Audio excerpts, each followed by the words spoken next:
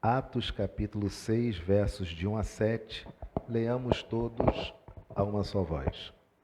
Ora, naqueles dias, multiplicando-se o número de discípulos, houve murmuração dos helenistas contra os hebreus, porque as viúvas deles estavam sendo esquecidas na distribuição diária.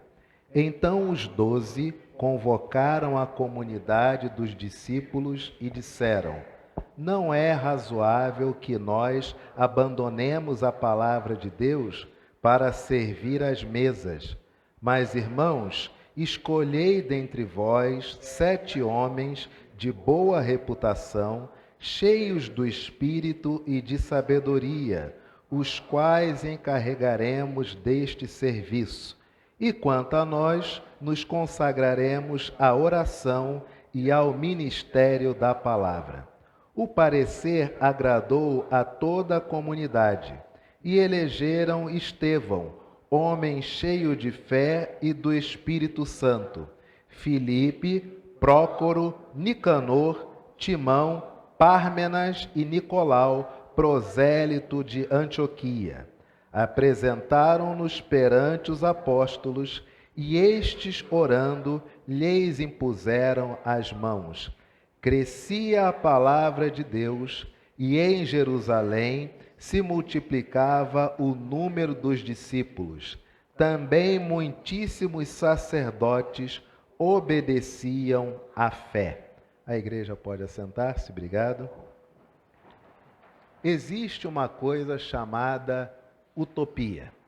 Utopia é quando nós pensamos no futuro, e este futuro é um futuro que nós desejamos que ele seja bom, muito bom, e ele vai ser tão bom, tão muito bom, que ele é impossível de ser alcançado. Por isso que nós dizemos que é uma coisa utópica, porque não dá para alcançar. Mas nos nossos dias há também uma outra palavra. Se quando nós olhamos para o futuro, nós pensamos de forma utópica, agora, quando olhamos o passado, nós também olhamos de forma utópica. E colocaram um termo para isso, retropia.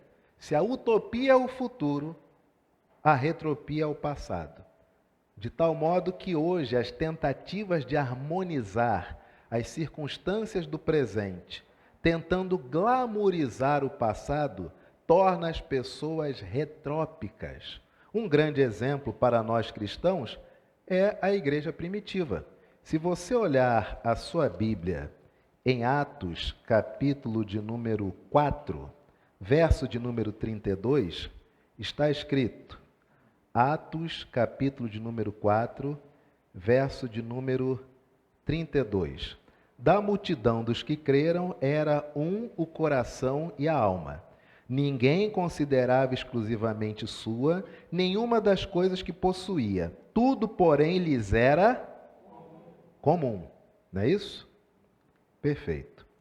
Com grande poder, os apóstolos davam testemunho da ressurreição do Senhor Jesus. E em todos eles havia abundante, pois nenhum necessitado havia entre eles.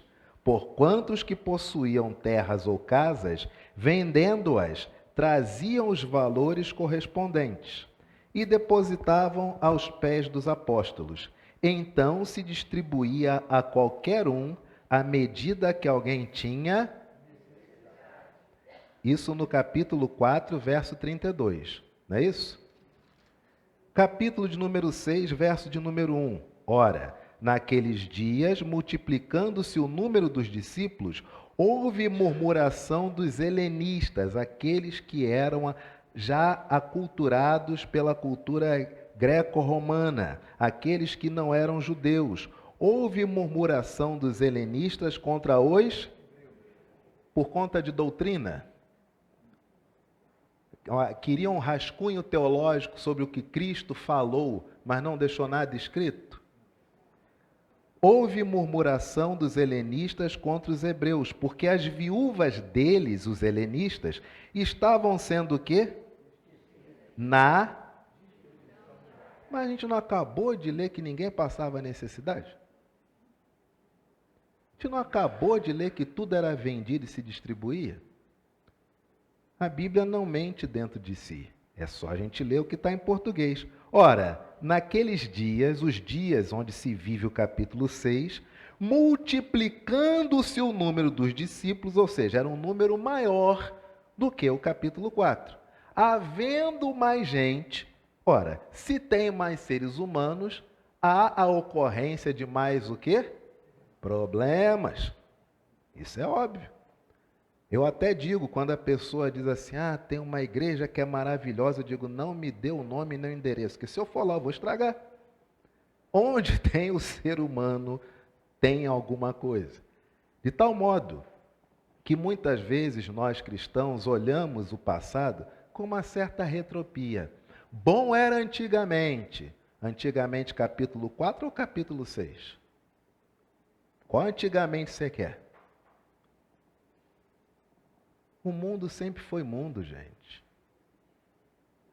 Sempre. Sempre tivemos coisas boas e coisas ruins, sempre. E a palavra do Senhor, quando destaca no capítulo de número 6 a instituição dos diáconos, ela traz um ensinamento para todos nós, independente de sermos escolhidos como diáconos ou não. Então os 12 convocaram a comunidade dos discípulos e disseram: não é razoável que nós abandonemos a palavra de Deus para servir às mesas. Verso de número 2. O Espírito Santo falou isso para eles? Tem o registro aqui nas Escrituras? Não. Dificuldade nossa como crentes. Vocês já pararam para perceber que para muitas pessoas, elas têm que ter na mente delas uma certeza de que é Deus falando para fazer determinada coisa. Enquanto 8 bilhões de pessoas no mundo tomam suas decisões na vida e seguem.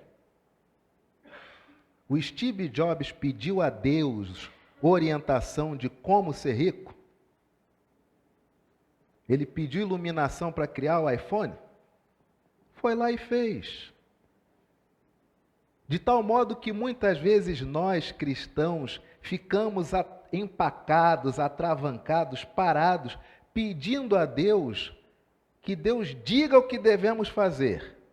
E há aqueles que escolhem, por exemplo, o curso da faculdade, fazem vestibular, aliás, se inscrevem para a prova e na hora de fazer o vestibular dizem: seja feita a vontade de Deus. Só tem um problema, não estudou. Aí eles acham que Deus é pistolão. Que se for da vontade de Deus, mesmo sem ter estudado, Deus vai abrir as portas. É isso.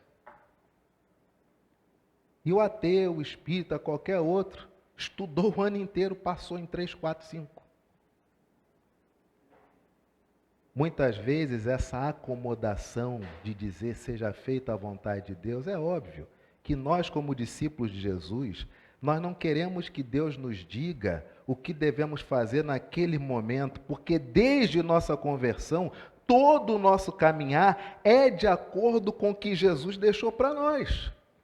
Se aquilo que fazemos é conforme a palavra de Deus, as nossas decisões, é óbvio que elas estarão penetradas, estarão inclusas, estarão totalmente sincronizadas com o quê?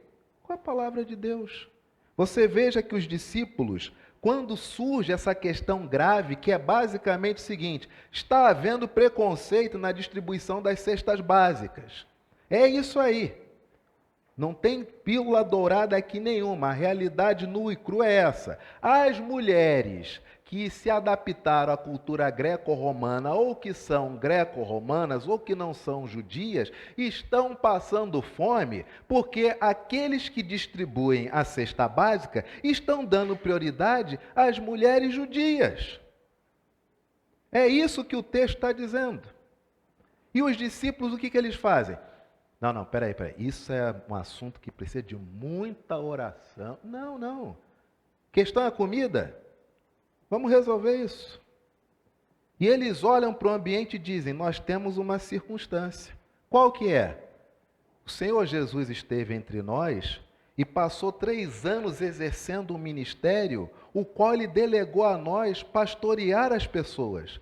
Mas isto é distribuição de alimentos necessários para a vida. E isso quem tem que fazer são pessoas. Se pessoas podem fazer, nós podemos levantar pessoas que façam isso, não precisam ser nós 11 ou 12, porque já tinha Matias. Resultado? Deles mesmos. Eles estabelecem um certame. Eles estabelecem as etapas. Eles instituem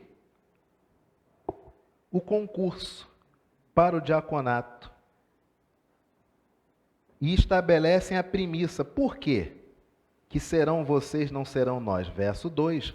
Não é razoável que nós abandonemos a palavra de Deus para servir às mesas. Eles eram egocêntricos? Não. Mas é que só eles ouviram o ensino de Jesus da fonte. E não tinha nada escrito. E cada um começa a dizer, Jesus falou uma vez na praia que o homem pode ter 10 mulheres. Aí está lá o discípulo para dizer o quê? Nunca falou isso não, pelo contrário, falou que só de pensar já rolou até adultério. Tem que ver isso aí. Estão compreendendo? Não é razoável que nós abandonemos o ensino da palavra para servir às mesas. E aí eles estabelecem o certame, o concurso. Quais são os critérios? Mas, irmãos, escolhei dentre vós, olha, é a primeira vez onde você tem desde o profeta, que é chamado por Deus, o rei era levantado por Deus e, obviamente, o reinado estabelecido seria na descendência desse rei que Deus escolheu. Jesus, que é Deus encarnado, chama os discípulos, mas agora são os discípulos que chamam pessoas e não é Deus. Por quê? Porque está muito claro o que precisa ser feito. Mas, pastor, Moisés instituiu também anciãos para dar conselhos ao povo. Sim, mas quem mandou Moisés fazer isso não foi Deus, foi o sogro dele. Porque Moisés era casado e ficava sozinho administrando a vida de milhares de pessoas. O sogro disse o quê?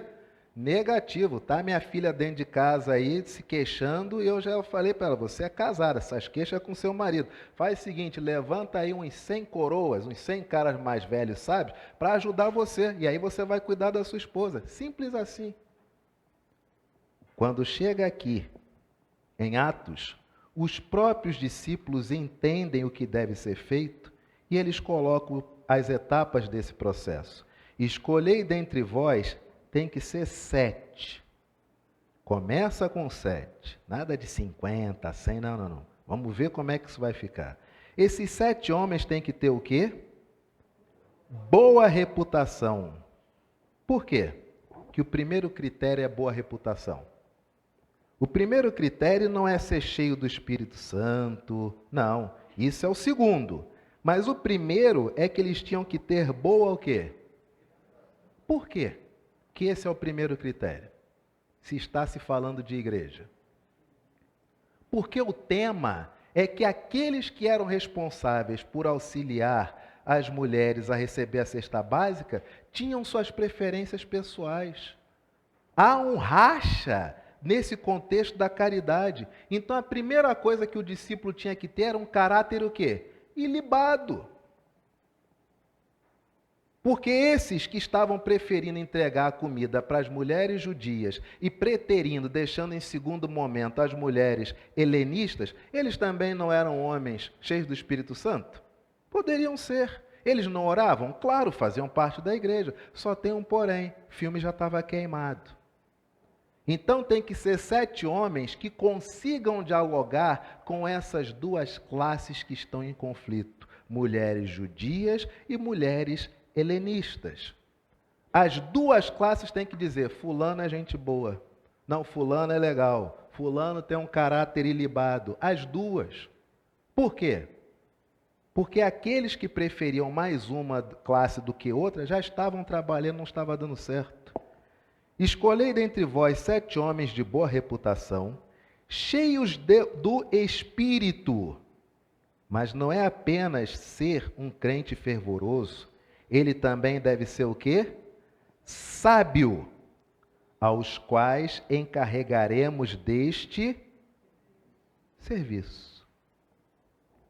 Queridos, nossa confissão de fé diz que nós somos obrigados a prestar auxílio mútuo, segundo as necessidades, capítulo 26, a linha 2. Esse obrigado, essa obrigação na fé reformada, não é um peso para nós, mas é um ato de gratidão de quem entende que foi salvo por Deus. Quantas pessoas necessitam de auxílio? E nós simplesmente achamos que o mundo, ele só pode ser de acordo com nossas necessidades. Quantas pessoas carecem de uma ajuda tão simples? Nesse período que eu tenho frequentado o hospital semanalmente, é impressionante a quantidade de pessoas que você percebe que precisam de ajuda. E só de você passar no corredor e falar, com licença, está tudo bem? Claro, se tivesse tudo bem, você não estava aqui nesse corredor de internação. Você quer falar alguma coisa? Se você quiser, estou no quarto tal para lhe ouvir, fica à vontade. Meu Deus, não para. Porque todos nós temos necessidades. Nossa dificuldade, nós espiritualizamos muitas vezes tantas coisas, e essa espiritualização, esse processo mental, ele nos impede de fazer aquilo que a espiritualidade já mandou fazer.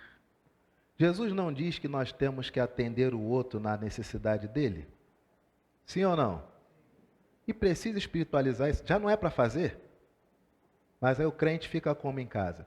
Deus vai tocar no meu coração, se for da vontade dele, que eu tenha que dar comida para quem passa fome. Deus não vai tocar, não. Já está escrito já. Isso aí é uma tentativa de espiritualizar o egoísmo. Da mesma forma que Deus não vai tocar o teu coração para tu pegar as tuas roupas, que não servem mais em você porque tu engordou, tu emagreceu, para dar para as pessoas que não têm roupa. Deus não vai tocar seu coração. Porque já está escrito o que é para fazer.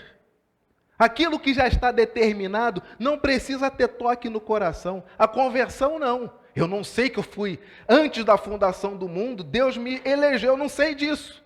Em um dado momento essa ficha me cai, eu sou rendido pelo amor incondicional de Jesus por mim na condição de pecador. Isso, Deus tem que tocar meu coração. Mas a partir do momento que eu sei ler, e eu sei o que eu tenho que fazer, Deus vai tocar o teu coração em quê, meu irmão? Diz para mim.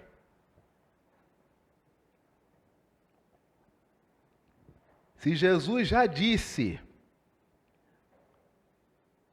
haverá um dia em que serão separados à esquerda e à direita as ovelhas. E Deus dirá aos da direita, vinde benditos de meu Pai. Por quê? Porque quando eu tive fome, vocês me deram de comer. Quando eu tive sede, vocês me deram de beber. Quando eu estava sem roupas, mostrando minhas intimidades, vocês me vestiram. Quando eu estava enfermo, vocês me visitaram. Quando eu era um andarilho, vocês me hospedaram. Quando eu estive preso, vocês foram me ver. E essas pessoas, elas são tão dedicadas ao amor, e elas amam tanto e fizeram tanto, elas são tão honestas e transparentes, que elas dizem o seguinte, peraí, desculpa, quando foi que nós tivemos com sede, com fome, nu? Quando foi isso? Em outras palavras, tem crente que ajuda o outro querendo ser salvo. Mas o salvo ajuda o outro sem saber que é salvo. Porque ele ajuda o outro porque o outro precisa de ajuda. Não é para salvação. Quando foi que nós tivemos assim? Nós nunca tivemos assim. E aí Jesus diz o quê? Todas as vezes que vocês fizeram a uns destes pequeninos, não falou aqueles pequenos, não, a uns destes aqui, está aquela multidão, aqueles testemunhos vivos dizendo, me ajudou sim, aquela senhora me ajudou sim, aquele moço me ajudou sim, todas as vezes que vocês fizeram a um desses pequeninos, foi como vocês tivessem feito para mim. Deus tem que tocar teu coração, meu irmão. Tem que acabar a luz na tua casa, para tu parar de se encher de Discovery Home Health e ficar tristinho dizendo o seguinte, ai, minha casa é tão pequena, eu não posso ter uma ilha na minha cozinha, eu queria ter um closet do tamanho da minha casa, queria ter um armário planejado iluminando minhas bolsas Louis Vuitton igual eu vi no programa. Tem que acabar a luz na tua casa. É isso que tem que acontecer. Porque enquanto você fica nesses devaneios, olhando outras realidades e triste, porque Deus, olha isso, que Deus não faz isso por você, Deus não trabalha com móveis planejados dentro da tua casa, está Jesus recebendo os pequeninos e fazendo o checklist. Você foi ajudado, meu filho? Fui. Eu sei. E teve mais gente que te ajudou e você não viu. Mas no último dia você tomará conhecimento. Vem, pequenino, passa. E os crentes ficam pedindo para Deus tocar no coração sobre qual emprego eles têm que aceitar.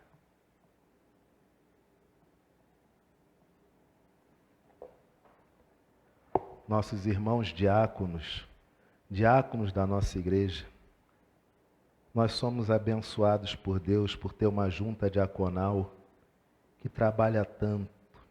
Eles fazem rateio entre eles de dificuldades que emergem de pessoas da igreja, pessoas que não são da igreja, mas entre eles fazem uma cotização, reúnem recursos e destinam as pessoas para comprar remédio, passagem, no caso esse cartão já é, tantas coisas que eles fazem.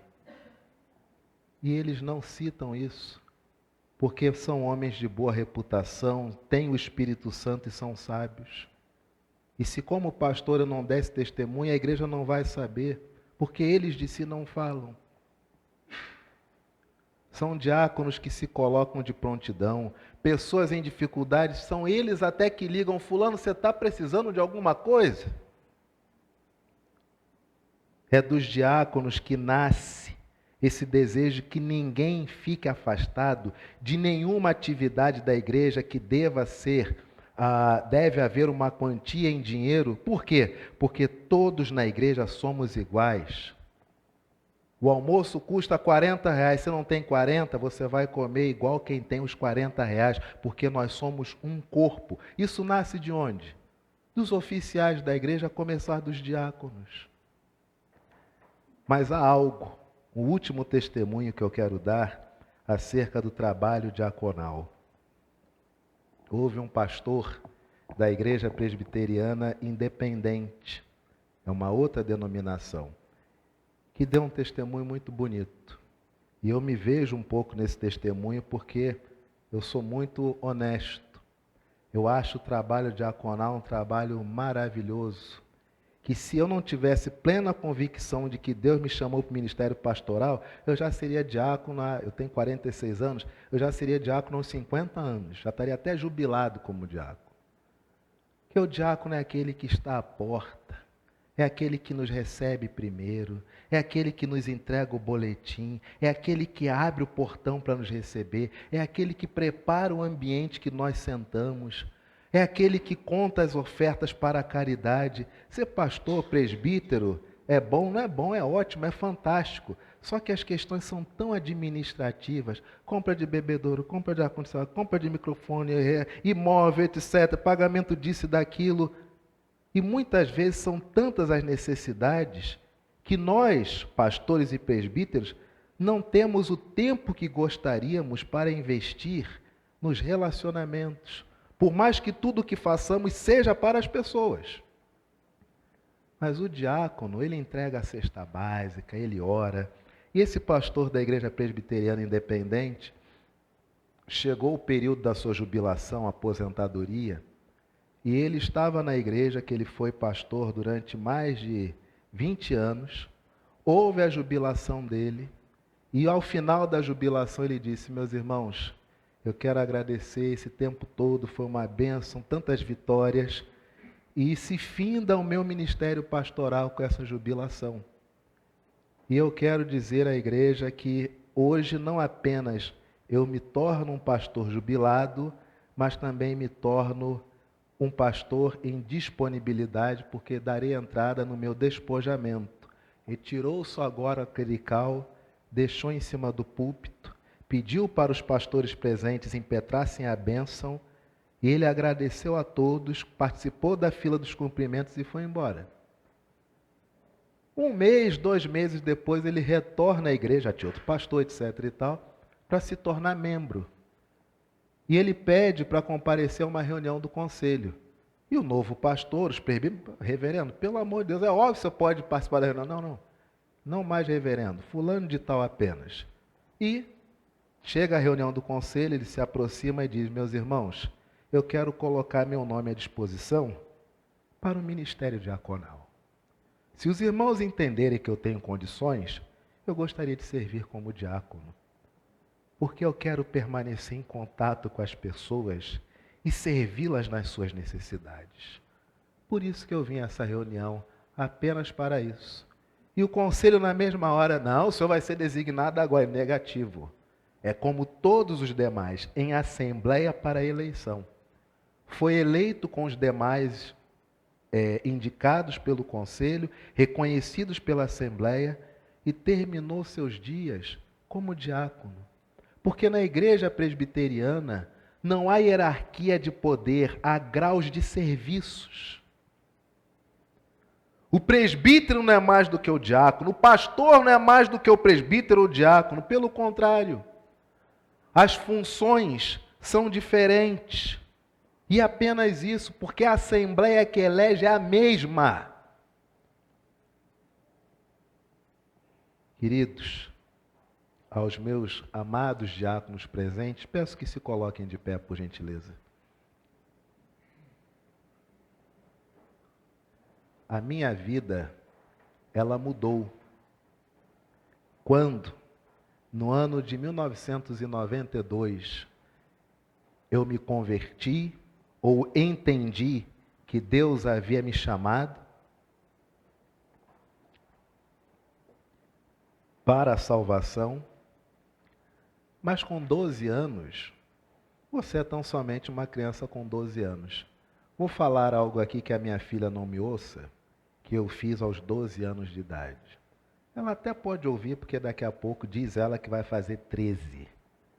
Então, mas quando o papai tinha 12 anos e era recém-convertido, lá na igreja do Rio, onde hoje eu acho que é o salão Reverendo Guilhermino Cunha, ali ainda abrigavam-se carros.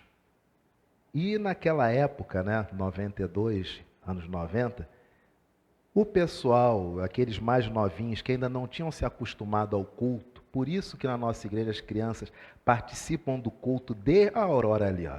Desde a tenra idade até a adolescência e mocidade, para não haver esse choque de estar desde o começo do culto na salinha e depois, quando tem que vir ao culto, é chato, é engessado, é parado. Não.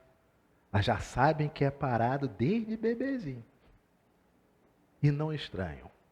De tal modo que em 92, meus diáconos, com 12 anos, aquele grupo que subiu da UCP, da União de Crianças Presbiterianas, e foi para a UPA, União Presbiteriana de Adolescentes, tinha dificuldade em ficar no culto, porque nós achávamos parado, engessado, achávamos retrógrado. Ora, Skid Row, Guns, Metallica, ouvir coral? Não dá. E ficávamos, sabe aonde? No estacionamento, pasmem, matando o culto.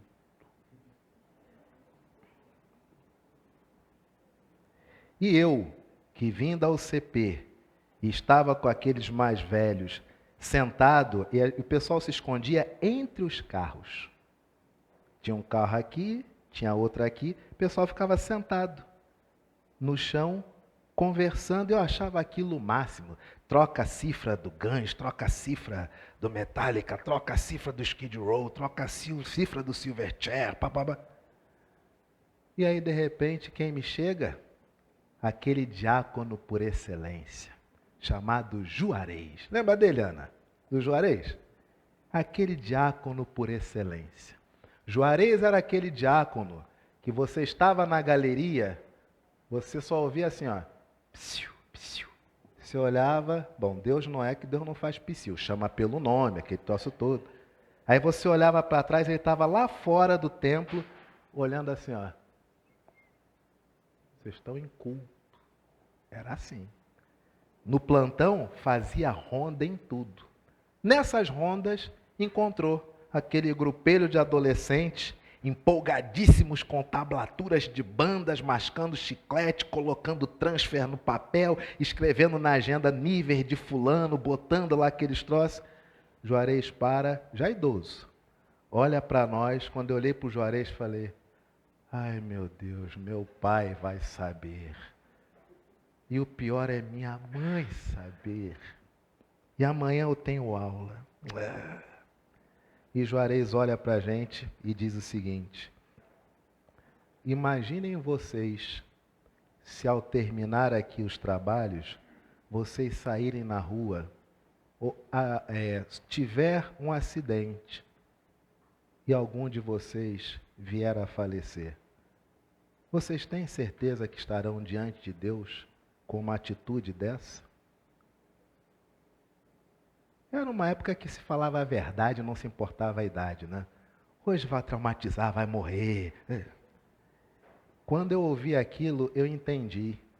Meu lugar não é aqui. Meu lugar é lá. Meu lugar não é aqui. Porque eu me converti há alguns meses, mas eu estou trocando estar lá para estar sentado aqui. Eu levantei e falei, Diácono Juarez, o senhor me perdoe, pode falar com os meus pais, eu mereço. Estou indo para lá agora. E os outros, que isso, o Juarez vai falar nada. Não, não é pelo que ele vai falar, não. É por Deus e por mim, eu tenho mais o que fazer, licença. Peguei minhas cifras, levei lá para o templo, guardei tudo na minha mochila e fiquei ouvindo e achei o culto parado, engessado e retrógrado. Mas nunca mais saí dele. Porque se Deus já me salvou, o mínimo que eu posso fazer é ouvi-lo. E isto eu não devo a um pastor, não devo a um presbítero, eu devo a um diácono. Parabéns, meus irmãos diáconos, pela postura que vocês têm na Igreja Presbiteriana da Tijuca e na Igreja Presbiteriana do Brasil. Nunca entendam que o trabalho de vocês é menor do que o trabalho de um presbítero ou de um pastor. Ele é apenas diferente. E eu confesso mais uma vez que se eu não tivesse a plena convicção de que Deus me chamou para o ministério da palavra e dos sacramentos, eu não teria nem dúvida. Eu já estava embolado no meio de vocês com a meu work t-shirt tranquilíssimo e dando até trabalho na junta. Parabéns, queridos. Que Deus permaneça com a sua mão, conduzindo vocês, suas famílias e ministério.